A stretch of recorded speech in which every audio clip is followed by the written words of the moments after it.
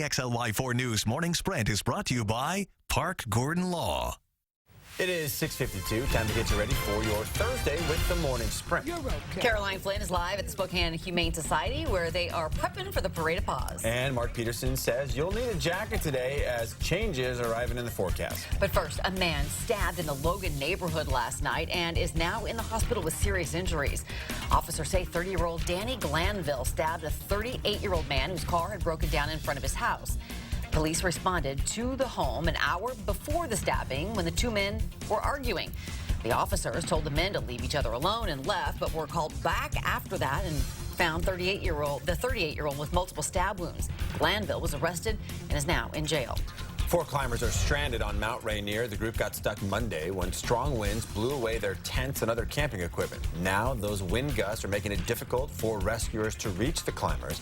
Another attempt will be made this morning if weather permits. The group of 4 hikers includes a man from Portland and 3 men from New York.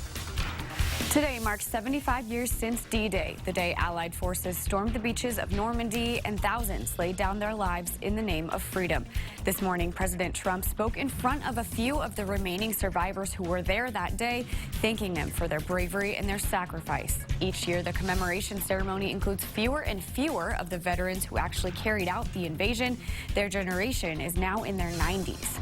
We're among the very greatest Americans who will ever live. The ceremony this morning took place at the Normandy American Cemetery in northern France, where more than 9,000 American heroes are buried. All right, good morning, everybody. So we've had clouds. We've had some early morning showers, all of it pushing out of our region. 53 degrees now. And you can see the rain is sitting off to the west. We've got a few scattered showers, so we're not out of the shower band yet. But it'll take a while before we actually are. Things are looking okay. So clouds, still some scattered showers, and those cool temps. So in that 10-second takeaway, please be prepared for some changing weather, certainly this afternoon and tomorrow afternoon.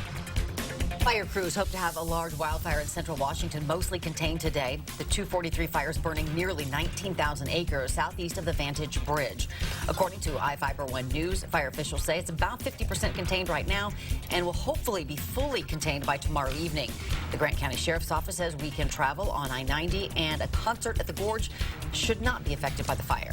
Search for a missing mom is now a homicide investigation. Arizu Kashifi was last seen on May 25th. Tuesday, deputies found a woman's body hidden inside her apartment. Now, no one has officially been listed as a suspect. Investigators say Kashifi's husband, though, booked a one-way plane ticket out of the U.S. after she disappeared. The couple's children are safe. Detectives asked anyone with information on the couple to contact the sheriff's office. Mexico and the U.S. have 4 more days to come to an agreement on border security. If no deal's reached by Monday, a 5% tariff on Mexican goods will go into effect. President Trump says the tariffs are needed to address the influx of migrants arriving at the U.S. border through Mexico. The tariffs would gradually increase every month until October.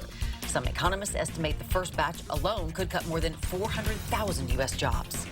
Coming up next on Good Morning America, a doctor in Ohio facing 25 counts of murder. Police say he prescribed deadly doses of opioids to his patients.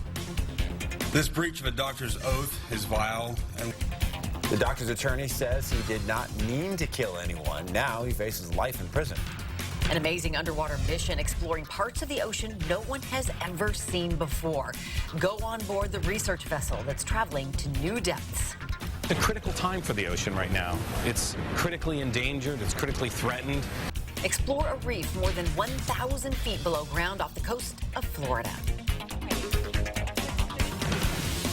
And I've got all my dog friends with me here. We're getting excited, whoa, for Parade of Paws. We still got about a week and a half to go, but if you want to start getting all your pledges together, we've got a link up at KXLY.com right now to tell you how you can get involved. It's happening June 15th right here at the Spokane Humane Society. By the way, you come for the walk, 2 or 4 miles, you stay for the fair afterwards. They've got food, they've got puppy pedicures, stuff with the vet here, so many different things. Make sure you bring your dog on not a retractable leash, like the one he's got right here. And by the way, right behind we've got the Doggy Saloon. They've been going in here all morning. You can enter a $1 raffle and maybe go home that day with your very own dog saloon.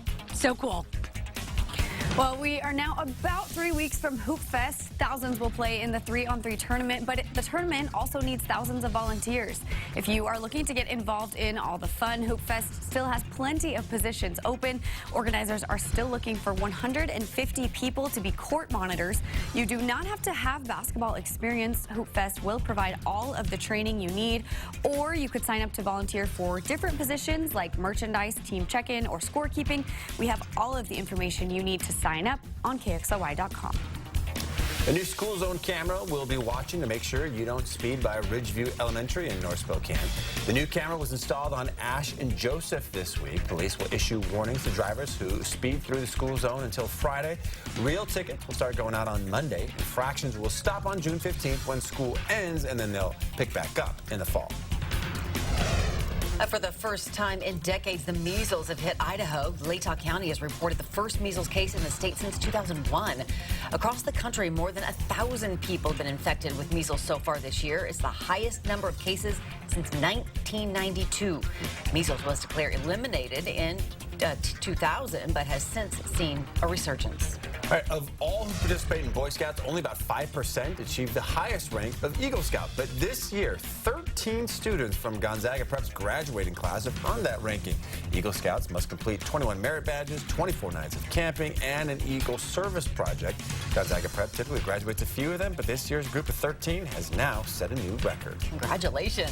If you like our morning sprint, you can get it straight to your inbox. Sign up for the Sprint newsletter on KXLY.com under the email newsletters tab.